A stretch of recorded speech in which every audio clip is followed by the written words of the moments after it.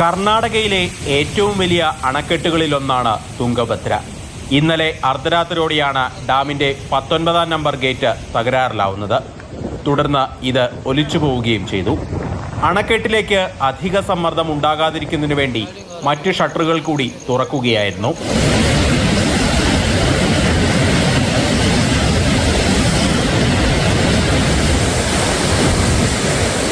ഇതോടെ വലിയ തോതിൽ വെള്ളം പുറത്തേക്ക് ഒഴുക്കിവിടുകയാണ്.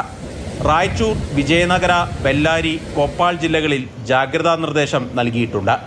നിലവിൽ ജനവാസ മേഖലകളിൽ വെള്ളം കയറിയിട്ടില്ല. എന്നാൽ ഡാമിൻ്റെ അറ്റകുറ്റപ്പണി നടത്തണമെങ്കിൽ 20 അടിയെങ്കിലും വെള്ളം കുറയ്ക്കണം. അതായത് 60 TMC വെള്ളം പുറത്തേക്ക് ഒഴുക്കിക്കളയണം. ഇതിന് 4 ദിവസമെങ്കിലും എടുക്കുമെന്നാണ് നിലവിലെ കണക്കുകൂട്ടൽ. ഡാമിലേക്കുള്ള വെള്ളത്തിൻ്റെ വരവും വലിയ അളവിലുണ്ട്. അറ്റകുറ്റപ്പണികൾക്കായി ചെന്നൈ, ഹൈദരാബാദ്, ബംഗളൂരു എന്നിവിടങ്ങളിൽ നിന്ന് വിദഗ്ധരെ എത്തിച്ചിട്ടുണ്ട്. ആന്ധ്ര, തെലങ്കാന സംസ്ഥാനങ്ങളിലെയും പ്രധാന സ്രോതസ്സാണ് തുംഗഭദ്ര.